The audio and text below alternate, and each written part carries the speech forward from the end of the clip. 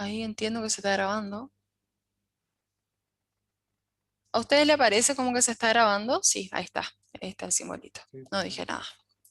Bueno, entonces como les decía, la definición de algoritmo es tan básica como conjunto de pasos o acciones que me permiten resolver un problema. Si pensamos realmente qué es lo que me está diciendo la definición, podemos darnos cuenta que muchas veces en la vida cotidiana estamos utilizando este concepto. Cuando nosotros hacemos una receta en la cocina, cuando nosotros estamos moviéndonos y yéndonos al trabajo, cuando nosotros estamos estudiando o cuando estamos justamente resolviendo cualquier problema cotidiano, estamos llevando a cabo un conjunto de acciones que me permiten llevar, o sea, trasladarme de una situación inicial, de esa situación presente, a una situación de resolución de ese problema. ¿Sí? Sigamos. Entonces, vamos a ver el problema o el objetivo como un ejemplo de la construcción de una casa. Recuerden que algoritmo es conjunto de acciones o pasos, ¿sí? Es el conjunto de acciones o pasos. Entonces, si yo tengo el problema o el objetivo que quiero alcanzar, que es construir una casa, ¿cuáles serán ese conjunto de pasos o acciones que me va a llevar a mí a poder resolver ese problema? En este ejemplo que estamos viendo acá, vemos una enumeración de acciones que justamente es mi algoritmo, que por ejemplo dice que en el paso 1, la primera acción que yo que voy a hacer para construir una casa va a ser diseñar los planos. Esa va a ser la primera acción que yo voy a ejecutar. La segunda acción va a ser comprar los materiales. La tercera acción, realizar los cimientos. La cuarta, construir las paredes. La quinta, construir el techo. Y la 6, terminar los detalles de la construcción. Entonces, lo que estamos viendo acá es una enumeración de acciones que me va a llevar a mí a poder resolver el problema de construir una casa. ¿Sí? Por eso es que lo que yo estoy leyendo ahora es un algoritmo, un enunciado, un conjunto de acciones que me llevan a resolver un problema. Vamos a ver otro ejemplo de algoritmo un poco más complejo que sería el de llamar por teléfono.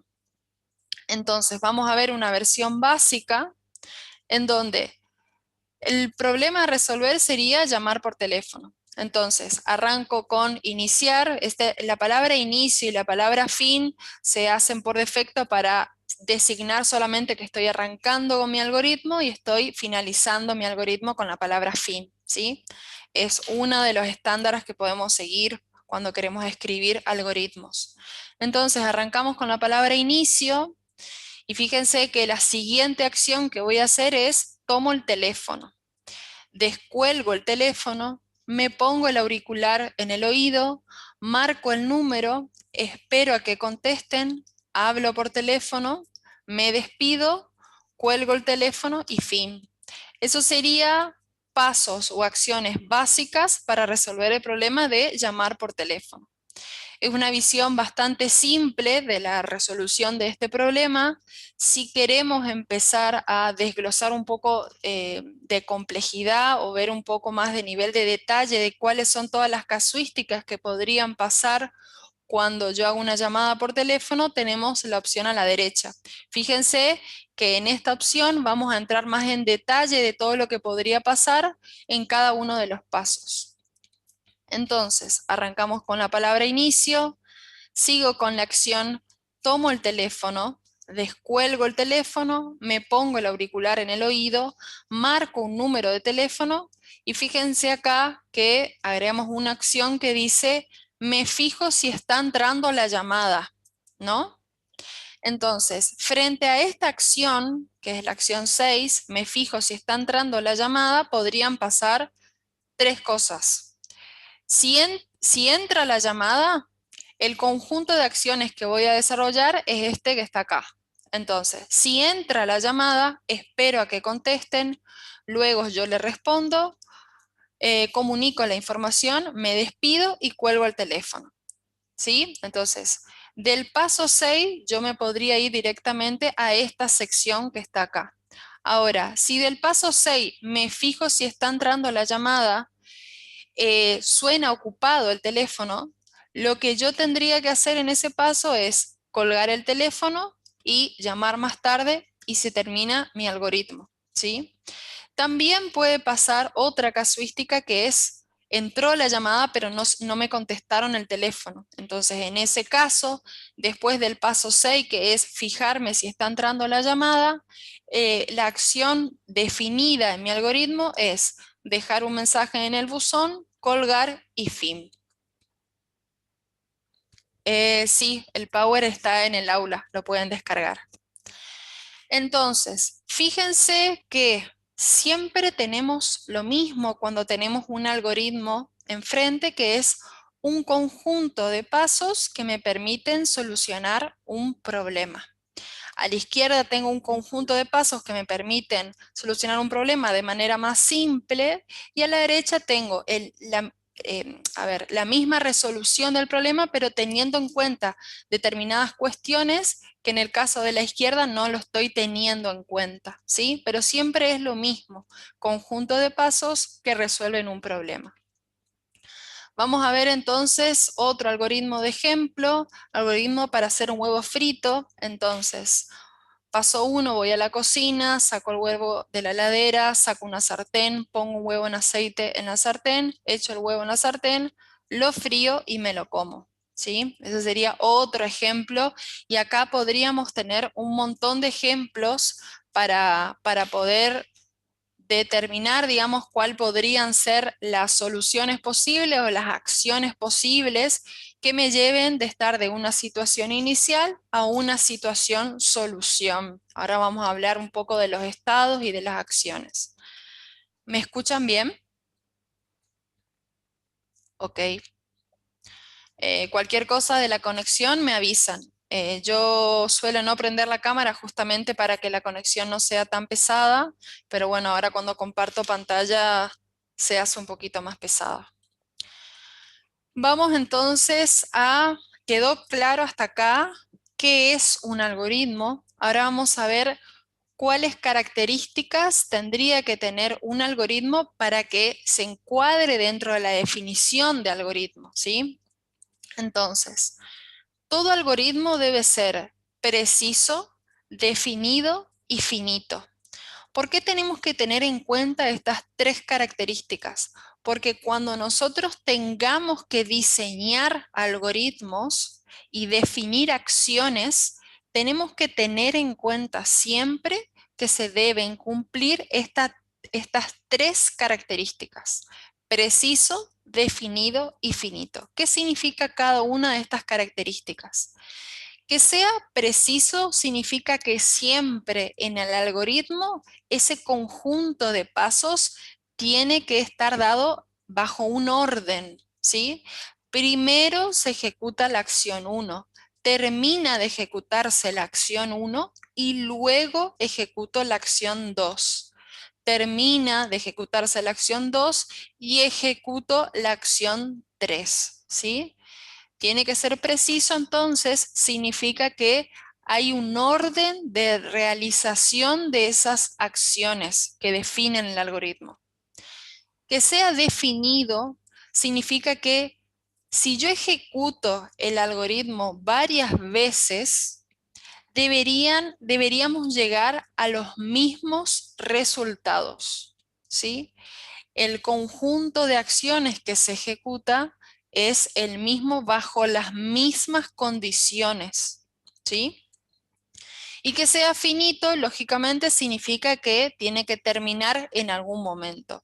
No existe, o sea, no debería existir el algoritmo infinito. Todo algoritmo tiene que tener un fin, ¿sí? Siempre es un conjunto finito de pasos, ¿está? Esto cuando entremos en la parte de iteración, tenemos que tener en cuenta justamente para que ese conjunto de acciones no se repita indefinidamente. Entonces, por eso es que tenemos que tener en cuenta siempre que el algoritmo tiene que tener una salida, tiene que tener un fin. Entonces, vamos a ver un ejemplo acá de un algoritmo como estábamos viendo hasta el momento. Fíjense que dice, paso 1 del algoritmo, mojarse el pelo. Paso 2, aplicar el shampoo en el pelo. Paso 3, enjuagarse ampliamente con agua. Paso 4, repetir la operación. Entonces, les pregunto, ¿para ustedes esto es un algoritmo o no? ¿Cumple con todas las condiciones que estábamos hablando recién, con las características? ¿Sí o no? Ok, hay un sí por ahí y hay un no. ¿Por qué les parece que no es un algoritmo? Exactamente, no tiene un final. Fíjense que si vamos a hacer de cuenta que yo estoy ejecutando acción por acción. Entonces, me mojo el pelo, aplico shampoo, me enjuago con agua, repito la operación. Entonces tengo que ir al paso 1. Me mojo el pelo, aplico el shampoo, enjuago ampliamente con agua, repito la operación y tengo que ir al paso 1. ¿Cuándo voy a parar? No tiene una condición de salida.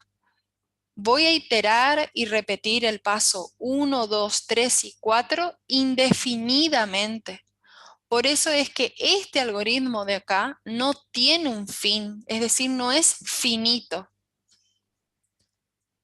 ¿Estamos? Entonces, no es un algoritmo porque no cumple con la característica, la última característica que estábamos hablando, que es que sea finito. Seguimos entonces. Vamos a ver algunos tips o consideraciones que tenemos que tener cuando estamos hablando de la elaboración de algoritmos. Grábense esto en la cabeza. Lo más importante que tenemos que saber antes de plantearnos resolver un algoritmo es entender el problema. Entender y conocer todo el problema. Entonces, debemos tomarnos el tiempo necesario para leer, releer, investigar todas las cuestiones que creamos necesarias para entender realmente el problema que nosotros vamos a resolver. Las frases que van a describir esas acciones tienen que ser frases cortas, claras y concretas. Recuerden que son acciones. Las instrucciones inician con un verbo que identifica la acción que se va a realizar. Reconocer el punto de inicio para la solución del problema y tener claro el resultado que se desea obtener, que eran los que les decía hoy, cuál es el problema y cuál es la situación inicial. Que no sé ahí si quedó muy claro la parte de situación inicial y situación final, que es mi situación objetivo, que es la situación inicial es dónde me encuentro hoy, ¿sí? Y la situación final o la situación objetivo es la situación de resolución del problema, a dónde quiero llegar. Y entre la situación inicial, que es donde estoy hoy actualmente, y la situación final o la situación objetivo, están este conjunto de pasos que me van a hacer llegar de mi situación inicial a mi situación objetivo. Mediante ese conjunto de acciones que justamente es el algoritmo, voy a poder pasar de una situación inicial a una situación objetivo. Como último consideración, fíjense que acá dice y evitar ambigüedades. Entonces, tenemos que tratar de evitar todo lo que sea ambigüedades, por ejemplo, cocinar por un rato. ¿Alguien tiene una definición de rato? ¿Cuánto es un rato? Entonces, por ejemplo, agregar agua suficiente. ¿Queda claro realmente cuánta agua tengo que agregar? O condimentar a gusto, tampoco. Entonces tenemos que, cuando estamos diseñando los algoritmos, tenemos que considerar que tenemos que evitar todas las ambigüedades posibles. Todo tiene que ser concreto y preciso. Vamos entonces a hablar un poco de las partes de un algoritmo. No sé si tienen dudas hasta acá, sobre todo para los que arrancan desde cero. Ok, entonces vamos a las partes de un algoritmo. Acá el problema que tenemos, fíjense en este ejemplo, el problema es que yo estoy recibiendo dos números y yo quiero tener el resultado de la suma de esos dos números. Ese es el problema que yo tengo que resolver. Entonces, como no está en la pantalla, pero vamos a hacer el ejercicio de, si el problema que yo tengo que resolver es que dado dos números recibidos A y B, ¿cuál sería la solución de ese problema? Que es resolver la suma, o sea, necesito la suma de esos dos números A y B. Entonces, como paso 1, como acción 1, yo tendría que pedir el primer número. ¿Sí? Vamos a suponer que yo estoy hablando con una persona, luego vamos a pasar a lo que es directamente una máquina, pero vamos a ponerlo así como ejemplo. Entonces, si yo quiero resolver ese problema, la suma de dos números, lo primero que le voy a pedir es, bueno, decime cuál es el primer número que interviene en esta operación. Entonces la persona me podría decir, bueno, el primer número es 5. Ok, perfecto. Entonces guardo en mi memoria, ¿no? Guardo y archivo esa información en mi memoria y digo, el primer número que yo recibí es un 5. ¿Sí? Entonces, lo que voy a pasar a hacer después es decirle, bueno, ¿cuál es el segundo número que querés sumar? Y la otra persona me dirá, bueno, el segundo número que quiero sumar es un 2. Entonces voy a guardar en memoria que el segundo número que me pasó es un 2. Cuando yo tenga esos dos números en mi memoria y me los recuerde, lo que tengo que hacer es la operación de sumar el primer número que me dio y el segundo número que me dio, ¿sí? Entonces tendría que sumar 5 más 2, pensar cuál es ese resultado y después comunicarle a esa persona que el resultado de la suma de los dos números que me dio es un 7. ¿Se entiende? Ese es un ejemplo muy básico de la resolución de un algoritmo de la suma de dos números. Entonces, vamos a ver en este ejemplo tan básico cuáles son las partes que intervienen en este algoritmo que acabamos de resolver. Una parte bien definida es la entrada. ¿Qué significa la entrada de un algoritmo? Significa el recibir información de afuera que yo no la puedo crear dentro, o sea, yo no puedo inventar los números, necesito recibir información y esa información la voy a guardar en algún lugar. ¿Sí? Entonces, todo lo que es entrada de información es lo que se conoce como entrada del algoritmo. ¿Sí? Después, cuando yo tengo toda la información que necesito para resolver mi problema, en este caso la información que yo necesito son esos dos números. No necesito otra cosa, ¿sí?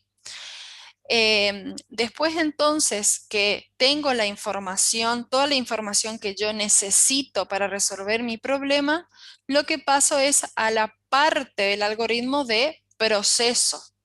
En esta parte de proceso lo que se hace es todas las operaciones necesarias para resolver mi problema. En este caso era muy claro que lo que tenía que hacer era la suma de esos dos números.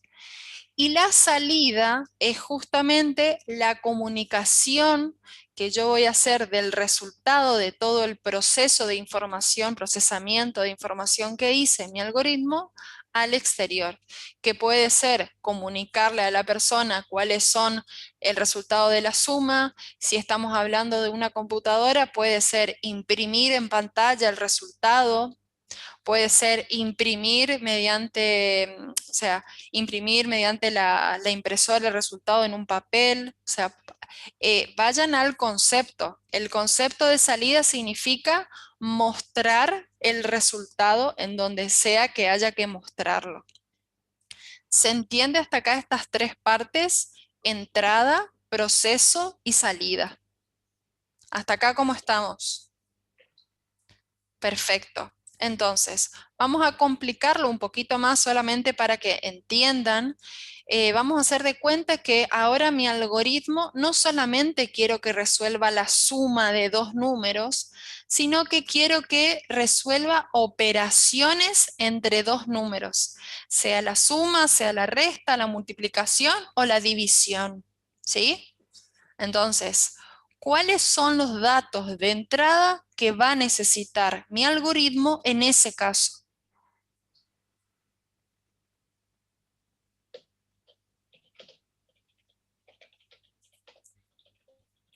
Los leo. Exactamente, exactamente. Aparte de los números que yo voy a recibir, también necesito saber qué operación quiere hacer el usuario. Entonces, los datos de entrada en ese caso van a ser el primer número, el segundo número y qué operación quiere hacer, que puede ser la suma, la resta, la división o la multiplicación. En ese caso, los datos de entrada serían esos, números y operación. Entonces, dentro del proceso, dependiendo del tipo de operación que el usuario me definió que quiere hacer, va a ser el proceso que yo voy a llevar a cabo. Si el usuario me definió que quiere hacer una suma y que los números son 2 y 2, como estamos viendo en el ejemplo en la pantalla, entonces justamente lo que voy a hacer es decir 2 más 2 y mostrar el resultado en pantalla, por ejemplo. ¿Sí?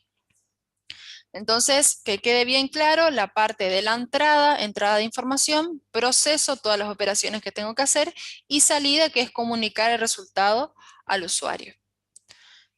Vamos entonces ahora a definir qué es una acción, que estamos hablando desde hoy, que el algoritmo es un conjunto de acciones, pero que todavía no llegamos a una definición más precisa de qué es una acción.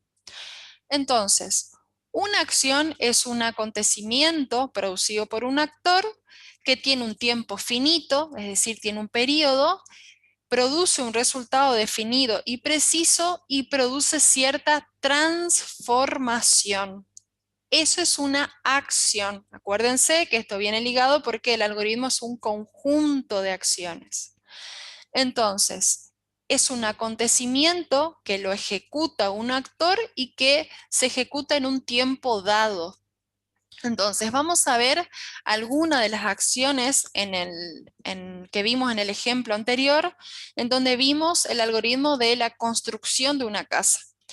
Una de las acciones de ese algoritmo era diseñar los planos. Entonces, esta acción, que es diseñar los planos, la realiza un actor, ¿sí? Entonces vamos a suponer que ese actor puede ser, diseñar los planos, puede ser un arquitecto.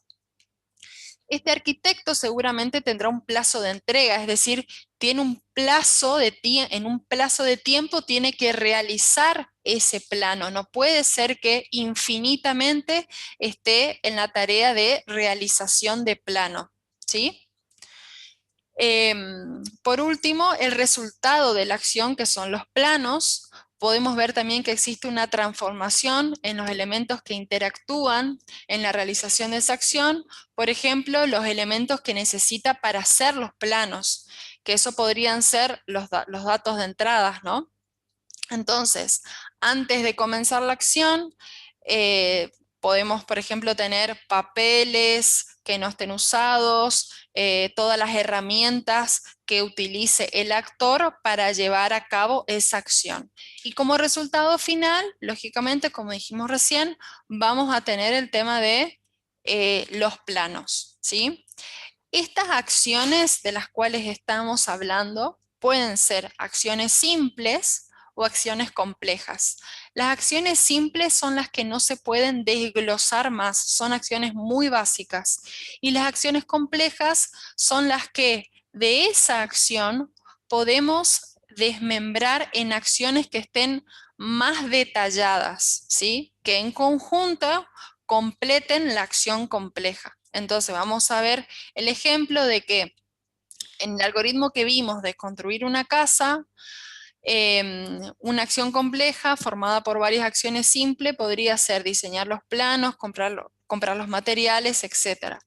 Ahora, fíjense que en la última acción, que era terminar los detalles de construcción, podría ser tratada como una acción compleja que se desglosa en tres acciones más simples. Por ejemplo, terminar los detalles de construcción podría estar detallado en las siguientes tres acciones simples: realizar la instalación eléctrica, colocar los herrajes, instalar sanitarios, ¿sí? Entonces, dentro de este conjunto de acciones podemos definir acciones simples y acciones complejas. Las acciones complejas se pueden desglosar en acciones más simples, ¿sí? Seguimos entonces. Hasta ahora estábamos hablando de acciones. Ahora vamos a empezar a hablar de estados, ¿sí? Recuerden que recién dijimos que una acción siempre produce una transformación. Eso es un tema importante a tener en cuenta, porque ¿cómo nos damos cuenta nosotros que se produce una acción? Justamente por el estado. ¿Qué es el estado? El estado de un sistema está determinado por la observación de los elementos en un instante dado, ¿sí? Hoy estábamos hablando del estado o la situación inicial, y estábamos hablando del estado o la situación objetivo, y dentro del estado inicial y el estado final o estado objetivo están los estados intermedios. Entonces, la situación en la que hoy me encuentro antes de resolver ese conjunto de acciones es justamente la situación o estado inicial. La situación o estado en el cual yo quiero llegar con ese conjunto de acciones, que es el estado en donde mi problema va a estar resuelto, es el estado final. Y en medio de el estado inicial y el estado final, voy a tener un conjunto de estados intermedios. Esos estados intermedios son justamente el resultado de ir ejecutando cada una de las acciones que yo tengo descritas en mi algoritmo. Entonces, vamos a ver un ejemplo acá para poder entender todos estos conceptos que estamos hablando de acciones, estado, situación inicial, situación final y demás.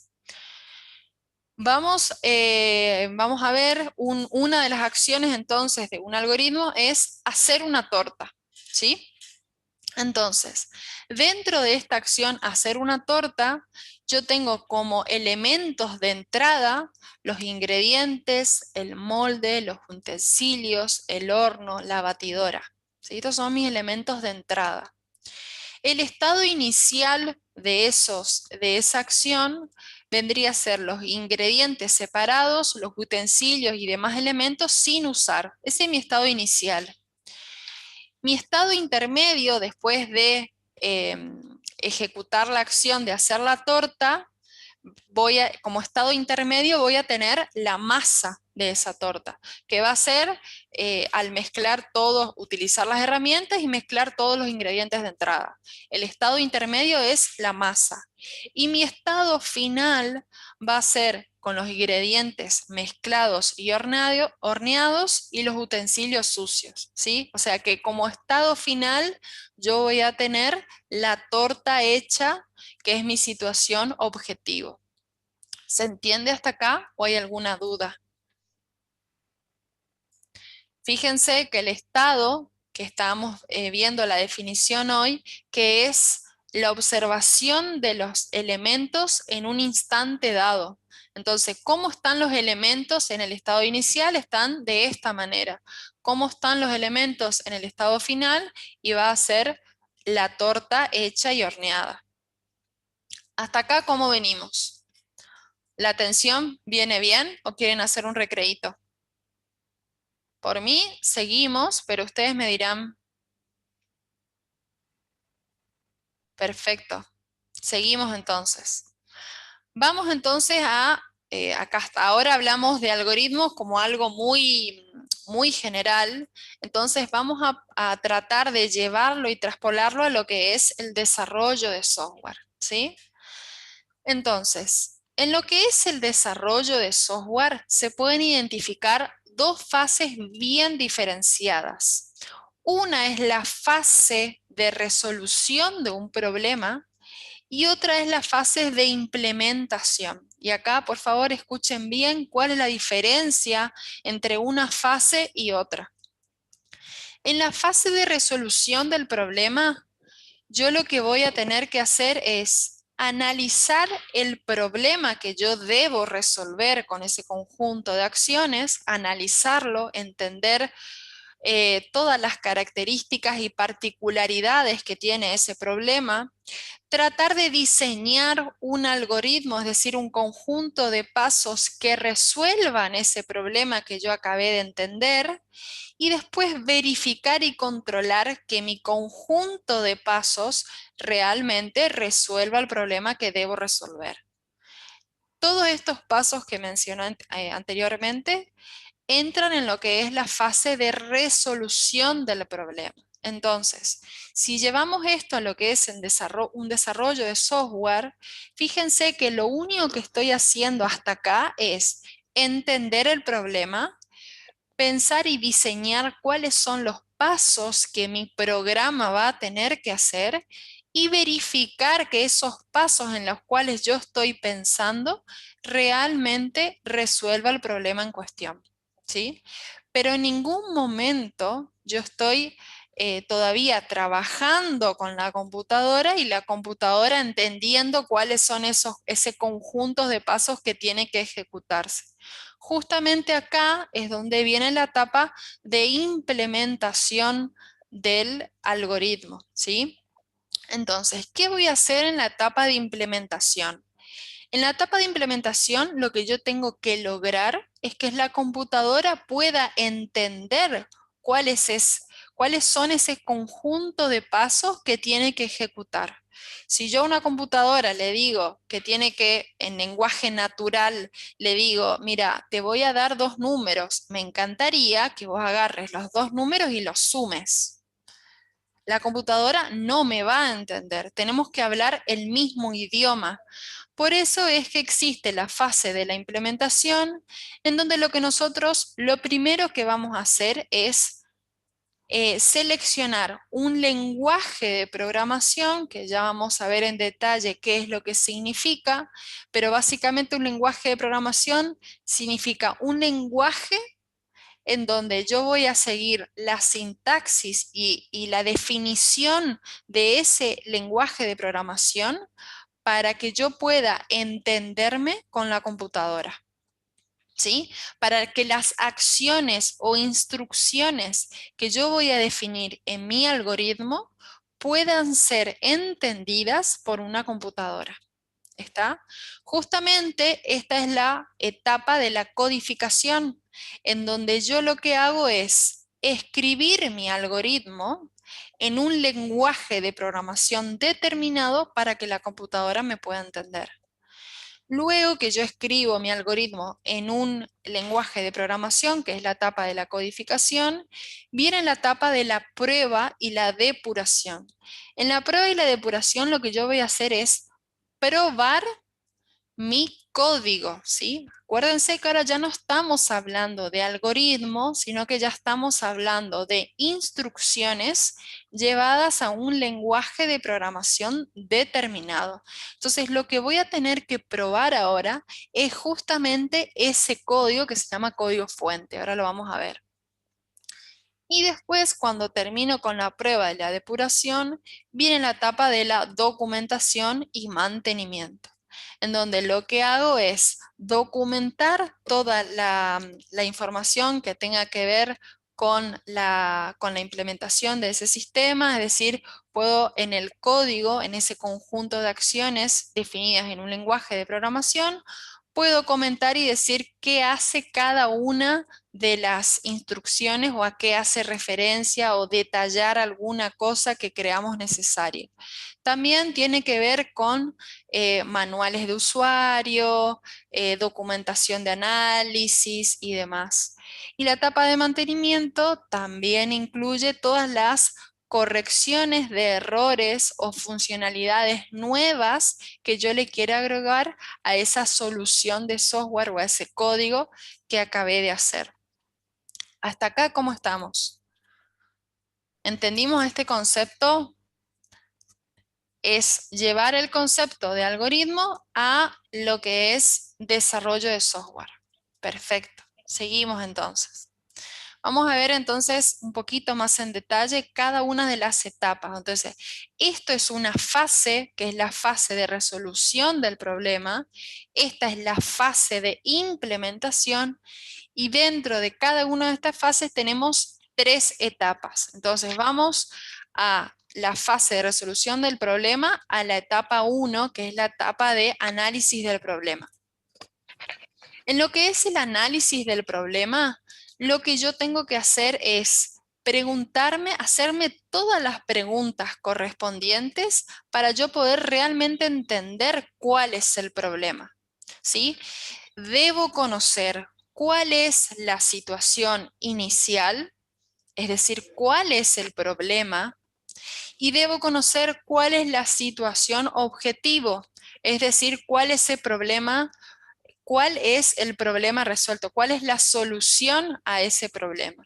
¿Por qué? Porque justamente ese conjunto de pasos que yo tengo que idear y tengo que escribir y diseñar, tienen que justamente llevarme de esa situación inicial a esa situación objetivo. Entonces, puedo hacerme preguntas de qué, quién, cómo, cuándo, dónde, cuánto, cuáles son los valores de entradas que yo voy a tener, cuáles son los valores de salida que el usuario quiere.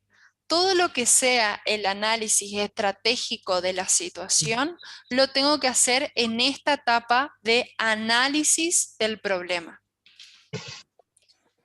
Entonces vamos a lo que es la resolución del problema.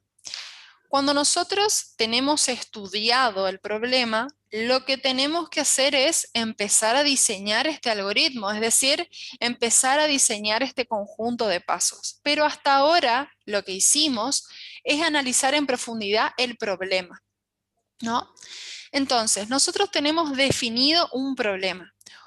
Una de los métodos, hay muchos métodos, acá vamos a hablar solamente del método descendente, que es muy conocido, es que para el diseño del algoritmo, frente al estudio del problema, lo que voy a identificar es de ese problema grande que es mi situación inicial, ¿cómo puedo yo desmembrar ese problema grande en problemas un poco más sencillos de resolver?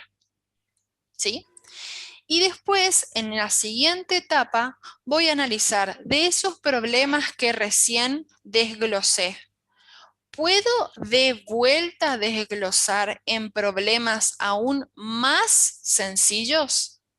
Entonces, mediante el refinamiento sucesivo de desglose de problemas más complejos en problemas más sencillos, lo que yo puedo lograr es tener un conjunto de problemas que son más fáciles de resolver y que en conjunto estos mini problemas van a poder dar como resultado la resolución de mi problema total. ¿Sí? Esto es lo que se llama top-down o método descendente para la resolución de un problema. Hasta acá, ¿cómo venimos? ¿Se entiende esto de método descendente? ¿Sí? ¿Nadie? ¿Ninguna duda? Seguimos entonces. Seguimos. Entonces, imaginemos desarrollar un algoritmo que calcule la superficie de un rectángulo proporcionándole su base y altura. Las preguntas que me puedo hacer yo cuando me encuentro a este problema es, ¿Cuáles son los datos de entrada? ¿Cuántos datos se van a introducir? ¿Cuántos son datos de entrada válidos? O sea, ¿qué características tienen que tener esos datos de entrada? Vamos a hacer de cuenta que queremos calcular la base y altura y le estoy pidiendo al usuario que me ingrese estos dos datos, base y altura. ¿Qué tendría que validar yo de estos datos de entrada? ¿Qué podría preguntarme acá?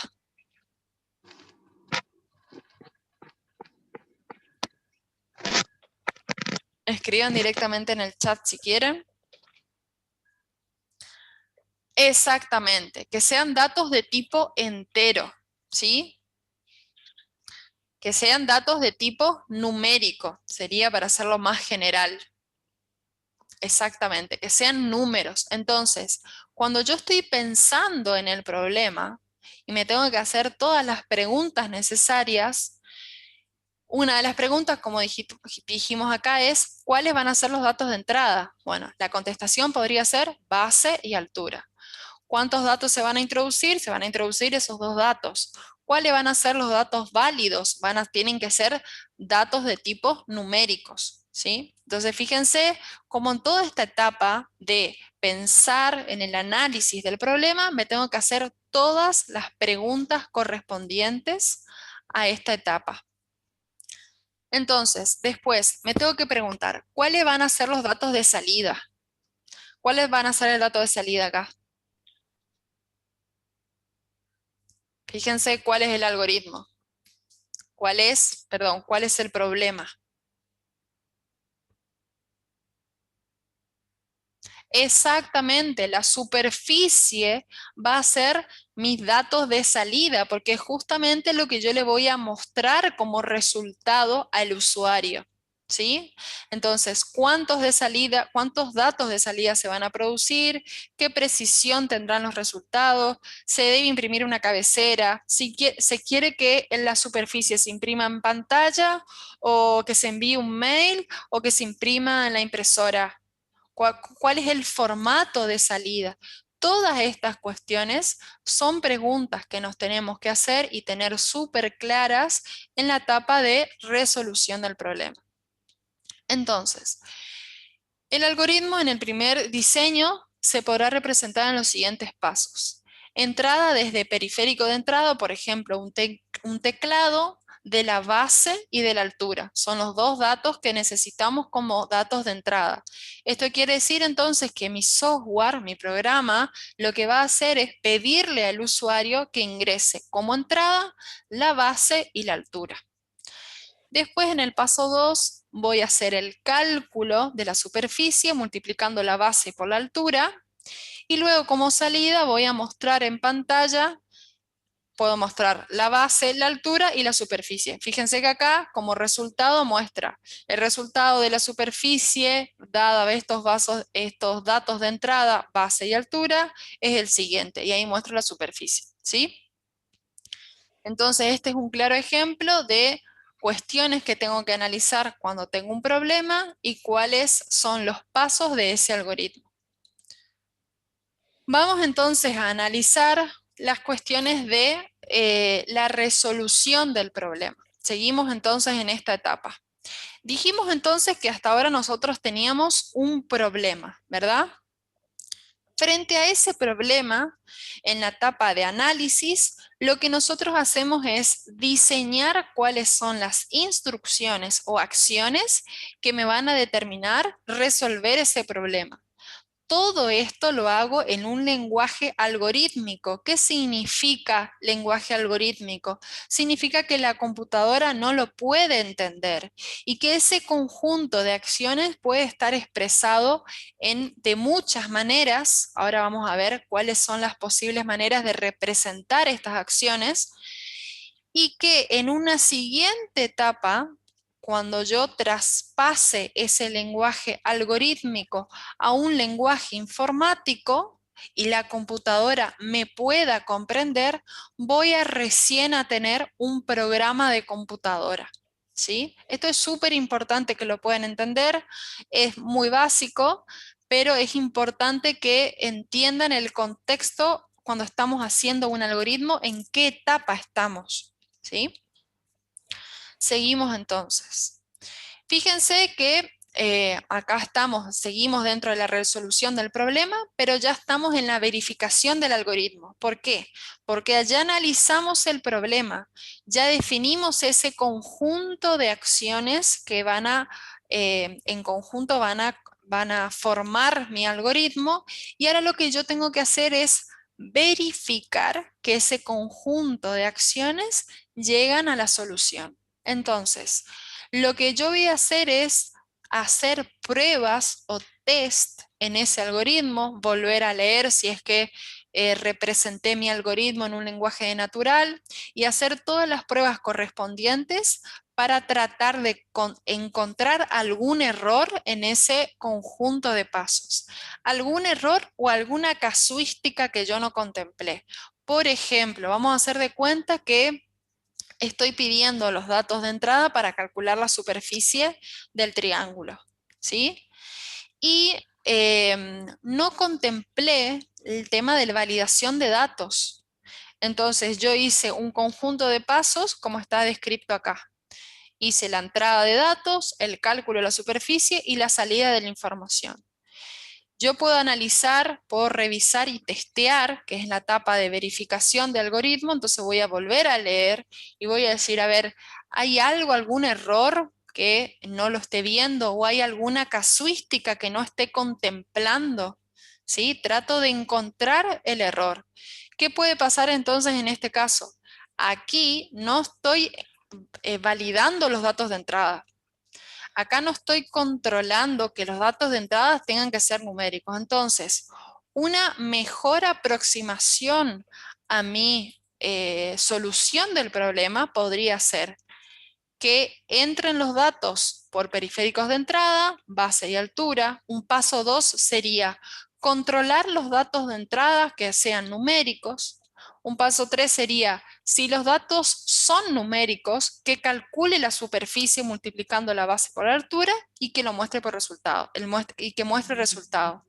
Si los datos no son numéricos, tendría que dar un mensaje de error al usuario y decirle, por favor, los datos que ha ingresado no son numéricos, ingrese los datos nuevamente.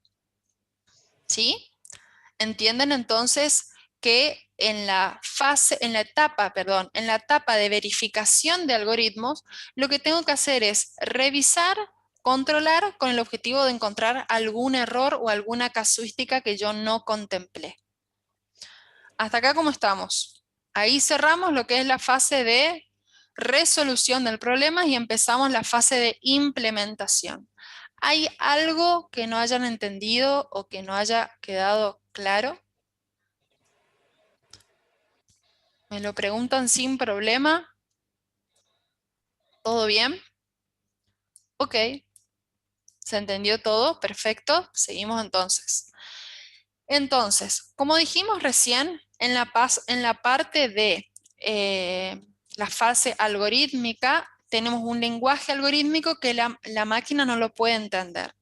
Pero hasta ahora, terminada esta fase, la fase de resolución del problema, yo tengo representado ese conjunto de acciones, vamos a suponer el lenguaje natural. El lenguaje natural es justamente lo que hicimos acá, de enumerar cuáles son los pasos que van a contemplar cada una de las acciones. ¿Cuáles son esas acciones que va a contemplar mi algoritmo?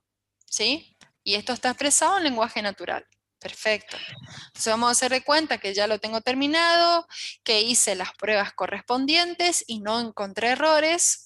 Entonces lo que tengo es ese conjunto de acciones, en este caso representados en lenguaje natural.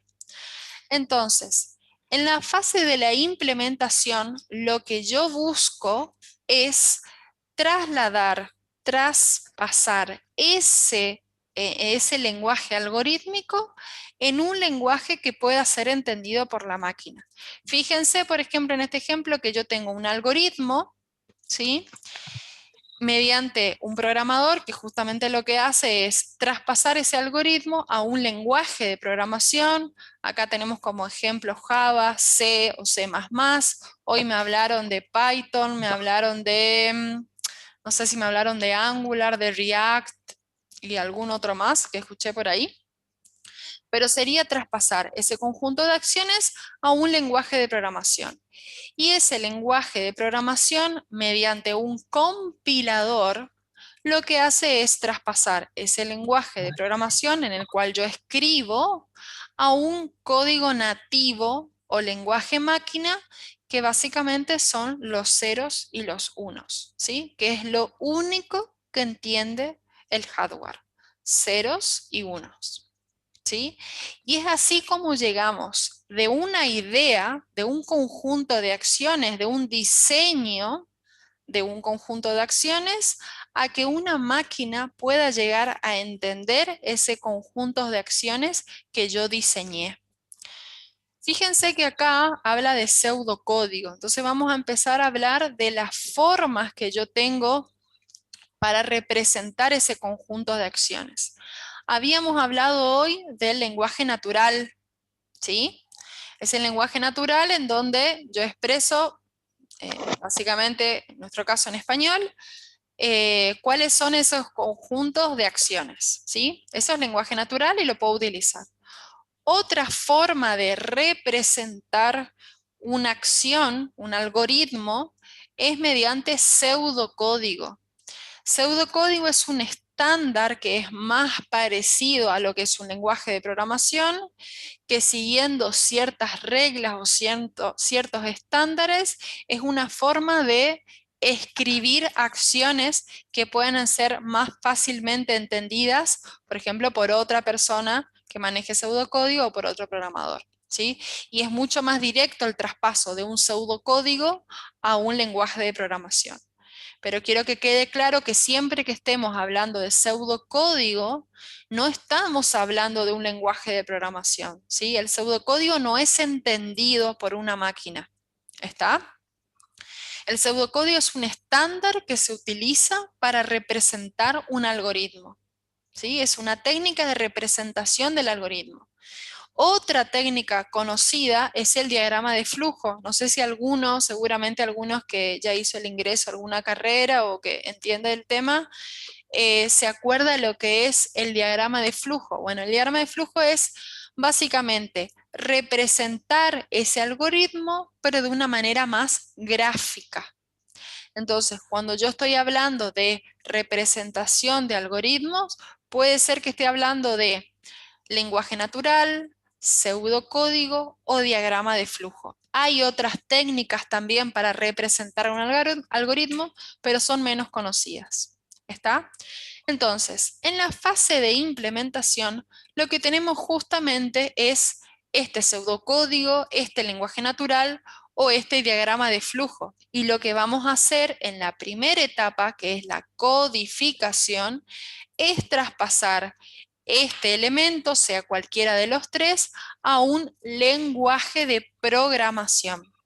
Y ese lenguaje de programación cuenta con un compilador para que ese lenguaje pueda ser traspolado a ceros y unos.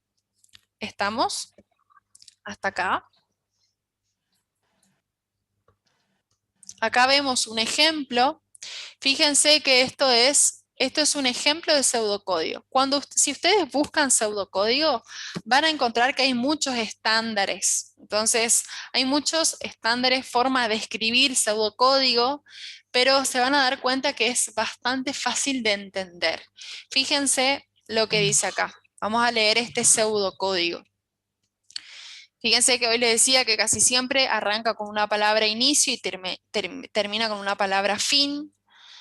Y acá dice, escribir ingrese dos valores. El escribir o el leer significa entrada o salida de datos. Si es escribir, significa salida de datos, y si es leer, significa entrada de datos. No necesariamente especifica cómo es esa entrada o cómo es esa salida.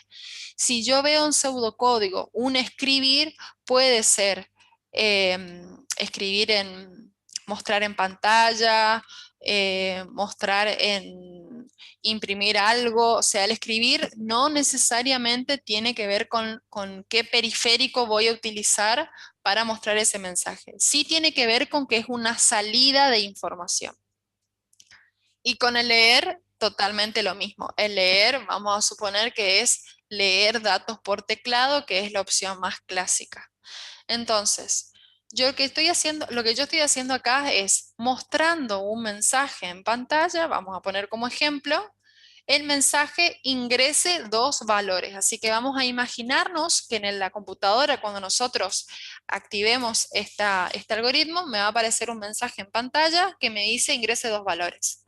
Luego voy a poder leer X y leer Y. ¿Qué significa leer X y leer y leer Y? Significa la lectura, o sea, tomar como dato de entrada el primer valor y después tomar como dato de entrada el segundo valor que el usuario va a ingresar por teclado, ¿sí? Después fíjense acá que tengo una estructura condicional, que lo vimos en alguno de los ejemplos, como en el ejemplo de la llamada, como ejemplo, pero que no lo vimos todavía en pseudocódigo. Fíjense lo que pasa acá. Yo tengo el primer valor que ingresa por teclado, lo tengo guardado en X. O sea, siempre que yo vea X, va a representar el primer valor que haya ingresado por teclado. El segundo valor, que es Y, significa que el segundo valor por teclado que haya ingresado el usuario lo voy a guardar en Y. ¿Sí? Entonces, siempre que hable de X es el primer valor y siempre que hable de Y es el segundo valor. Perdón. Entonces, lo que yo me estoy preguntando acá es, si X es igual a Y, entonces escribir en pantalla los valores son iguales. Si no, ¿qué quiere decir si no? Si no se cumple de que X sea igual a Y, ¿sí? Si no es cierto de que X es igual a Y, entonces quiero que escribas en pantalla los valores son distintos. Y ahí se termina mi estructura condicional. Es estructura condicional porque frente a una condición yo ejecuto una acción o ejecuto otra acción distinta, ¿sí?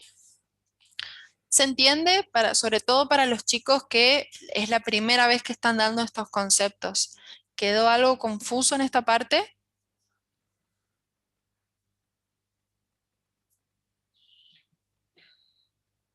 ¿Todo ok? Ok, entonces, esto es pseudocódigo.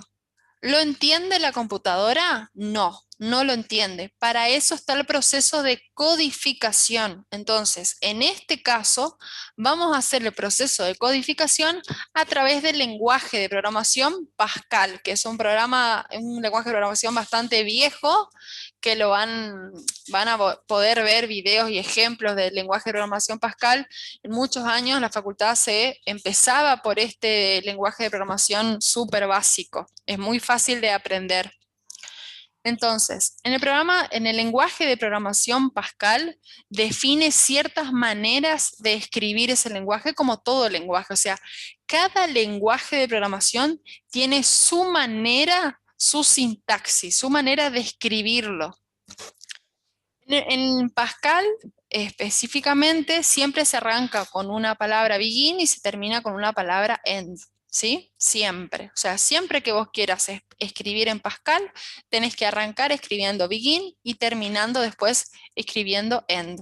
Es una regla de ese lenguaje de programación en particular. Después, fíjense que lo que hicimos es el escribir, que la máquina no lo entiende y no es Pascal, yo lo transformé a un write. Esta palabra reservada, como se dice, es una definición de Pascal de cómo se escribe en pantalla. Entonces, si yo escribo write, significa que lo que después le pase entre comillas, eso Pascal lo agarra y lo escribe en la pantalla de la computadora. Entonces va en pantalla, yo voy a poder ver este mensaje. Ingrese dos valores. Después voy a hacer un read de X y un read de Y. ¿Eso qué significa? Que voy a estar leyendo los dos valores por teclado. Y después voy a hacer la misma consulta que estaba haciendo acá. If X es igual a Y, then, entonces escribo con la sentencia write, los valores son iguales. Y else, si no escribo write, los valores son distintos, ¿sí? Ahora, el proceso de codificación justamente pasó de un pseudocódigo, en este caso, que puede ser pseudocódigo, puede ser diagrama de flujo o puede ser lenguaje natural, a este lenguaje de programación en particular. Este lenguaje de programación se compila y eso hace que yo tenga como resultado un archivo ejecutable que pueda ser entendido por el computador. ¿Hasta acá? ¿Venimos bien? No se me duermen, ¿no? Ok. Seguimos entonces. Seguimos en la parte, explicando un poquito más la parte de la codificación. Puedo tener yo un lenguaje natural, o puedo tener un pseudocódigo, o puedo tener un diagrama de flujo, lo que sea, en la herramienta que yo haya usado para representar ese algoritmo, ¿sí? Lo que yo haya usado. Lo puedo escribir en un papel, lo puedo escribir en un bloc de notas, lo puedo escribir en alguna herramienta para justamente armar pseudocódigo o diagramas de flujo, como ustedes quieran. Pero yo tengo ese conjunto de acciones definidas. Mediante la codificación, yo lo que hago es traspolar eso a un lenguaje de programación. Y fíjense que acá agrega un paso que en realidad ya no se usa, pero para que lo tengan presentes, ese lenguaje de programación antes era, se hacía ese lenguaje de programación en hojas de papel y ese lenguaje de programación, mediante la transcripción, se llegaba a un programa fuente y mediante la compilación, un programa ejecutable. En la vida real, ¿no? Esto es teoría, ¿no? En la vida real, un programador no es que escribe en diagrama de flujo todo lo que hace un software y después de ese papel lo lleva a un lenguaje de programación. Puede ser que en los inicios o en cuestiones muy complejas necesite apoyarse en alguna de estas herramientas, pero un programador generalmente directamente va a lo que es el lenguaje de programación, ¿sí? Esto es para que lo tengan bien en claro. Entonces, vamos a definir qué son los lenguajes de alto nivel y los lenguajes de bajo nivel. Los lenguajes de alto nivel son lenguajes de programación que son entendidos por los programadores y que traspasándolos mediante un ensamblador se convierten en ceros y unos. Entonces, lenguajes de alto nivel son Java, C Sharp, PHP, Python, Angular, React, JavaScript. No sé si alguien conoce alguno más, que me estoy quedando afuera. Hay un montón, ahora vamos a ver un ejemplo. Pero entonces, lenguajes de alto nivel son lenguajes que pueden ser comprendidos por el ser humano y que mediante compilador de por medio tenemos el lenguaje máquina. Entonces, a este lenguaje de alto nivel, a este código fuente, mediante un proceso de compilación. Ahora, ¿quién hace la compilación? Un lenguaje de bajo nivel. Este lenguaje de bajo nivel lo que hace es tomar el lenguaje, o sea, ese programa escrito en ese lenguaje de programación y lo convierte a ceros y unos, que es el lenguaje máquina, el binario que todos sabemos, ceros y unos, ¿sí? ¿Quién entiende este lenguaje máquina? El hardware, la parte física de la computadora. Vamos entonces a ver algunos lenguajes: PHP, Ruby, Python, Visual Basic, MATLAB, Java, COBOL, Groovy, Pascal. Bueno, HTML está como lenguaje de programación, pero no lo es. Lisp. Bueno, no sé si alguien conoce algún otro más. Vamos entonces a la última etapa, que es la etapa de fase de implementación, en donde tenemos la prueba y la depuración. En la prueba y la depuración, fíjense que lo que yo hice con anticipación es codificar. O sea, ya tengo un código en un lenguaje de programación dado. ¿sí? Entonces lo que yo hago con ese código ahora es probarlo y depurarlo. Aguántenme un segundito, que ya vengo, disculpen.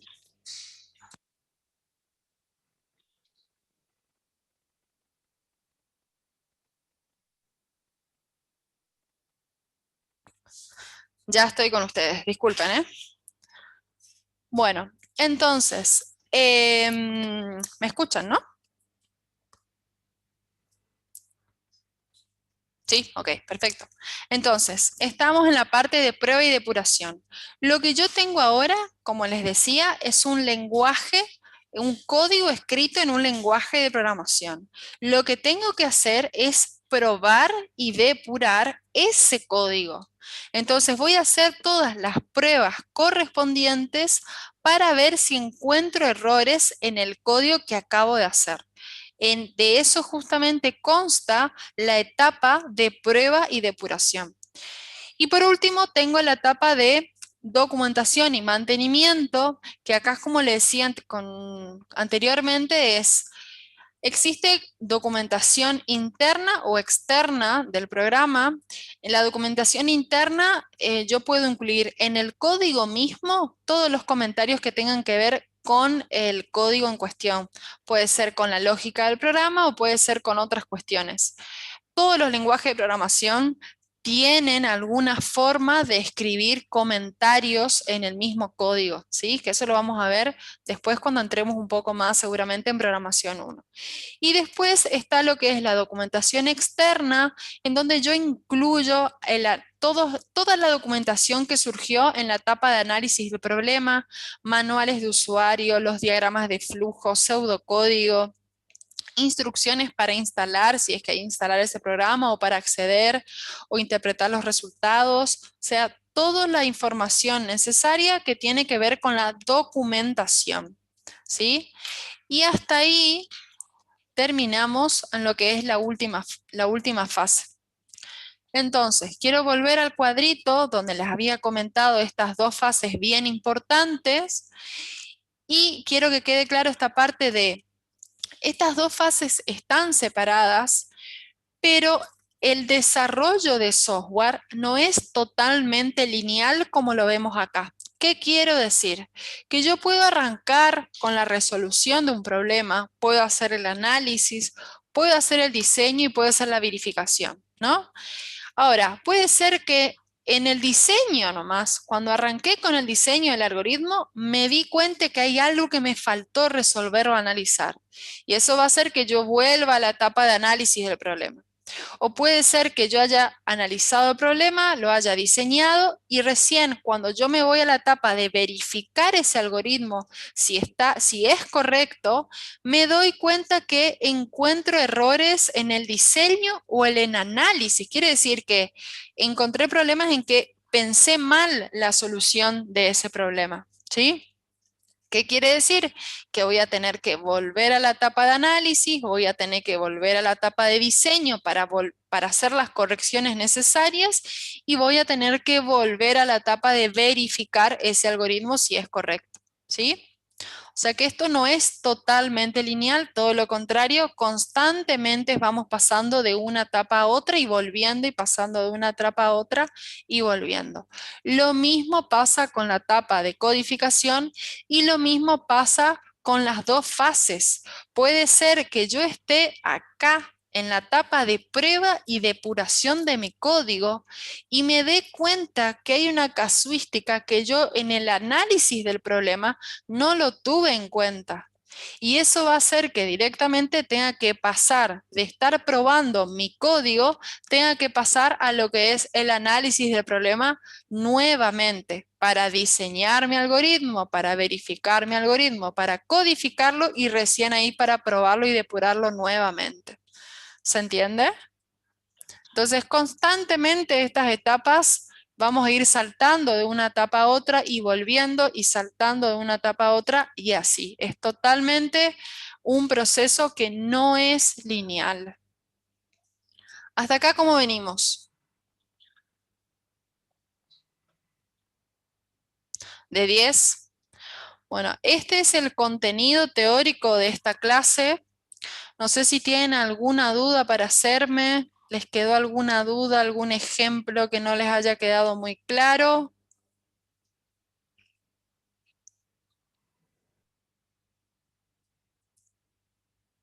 Ok, lo que podemos hacer entonces, si no tienen ninguna duda, es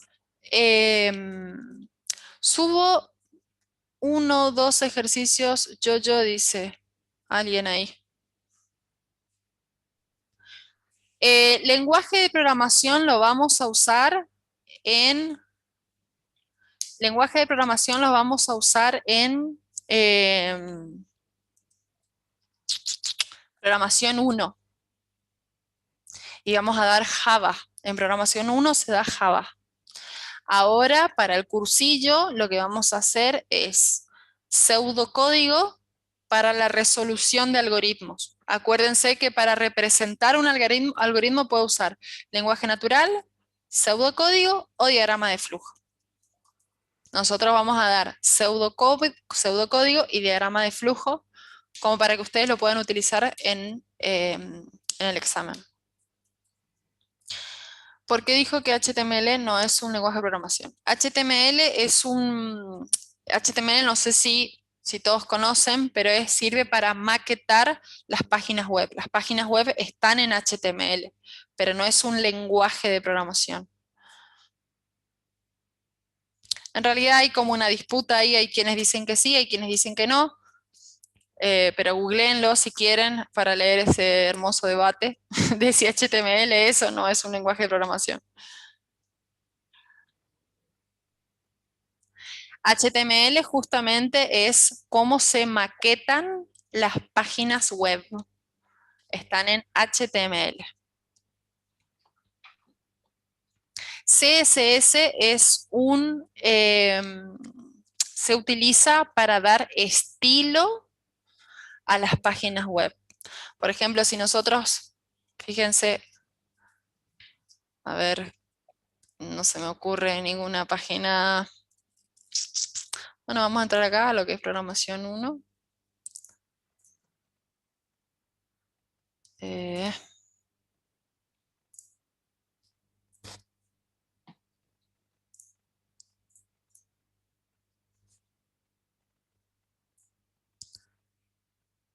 F12 son herramientas de desarrollador, no sé si conocen. Y con esto podemos ver, con esta herramienta de acá, podemos ver cómo están armadas las páginas web por detrás. Entonces, fíjense que si yo hago clic ahí, puedo ver, todo esto es HTML, es cómo está hecha la página. ¿Sí? Es el maquetado de la página. Y mediante CSS, que lo podemos ver de este lado de acá, podemos determinar el estilo de la página, o sea, el color, el tamaño, si está subrayado, lo que se les ocurra que tenga que ver con estilo, se le puede dar con CSS. Fíjense acá tienen, por ejemplo, esto define el tamaño de este H1, de esta etiqueta H1, que es lo que vemos acá. Entonces acá yo puedo tocar, bueno, ahí le saqué el rem, y puedo definir ese tamaño y eso automáticamente hace que modifique cómo se ve ese componente.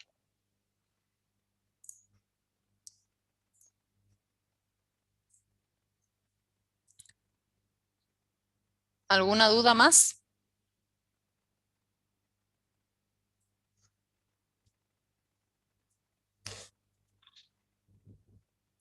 ¿Ninguna?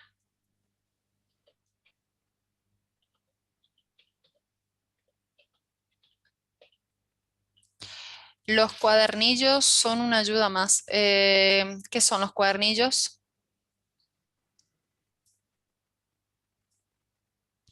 El cuestionario lo activo hoy a partir de las 18 horas.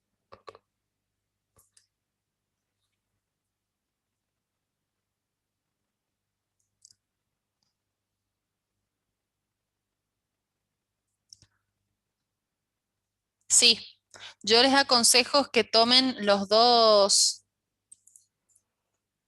Les aconsejo que tomen estos dos materiales y lo puedan leer enteritos, a TUP y a material complementario, y que después de leer eso lean las diapositivas clase 1 que les va a dar mucho mejor contexto. Esto es lo que vimos hoy en clase, digamos, así que lo van a poder entender, pero material complementario es lo que está en las diapositivas, pero bien explicado con ejemplos. O sea, si leen directamente la diapositiva no lo van a poder entender. ¿Vieron? Acá está, por ejemplo, lo que habíamos hablado de las características del algoritmo, las partes de un algoritmo, los ejemplos. Hay muchos más ejemplos acá también. Están las fases de la resolución del desarrollo de software. Está todo acá. Así que si lo quieren sacar de acá, bienvenido sea. Sí, subo también la clase grabada. Sí, sí, la voy a subir. Ahora corto con ustedes y me pongo a hacer eso. ¿Ustedes tienen clase de matemática a las 4 o a las 5? Ah, ok, a las 17 horas. Perfecto. Ok, está bien. Era para ver si le dejaba ya el aula conectada a la profe. Bueno, entonces si no tienen más dudas, cortamos hasta hoy. Les dejo un tiempo si quieren ver ahí el tema del material para poder ir leyéndolo. Y, y me pongo con el tema del cuestionario, que me faltan solamente unas configuraciones y si ya lo tengo preparado antes, ya lo subo antes de las 18. ¿Les parece?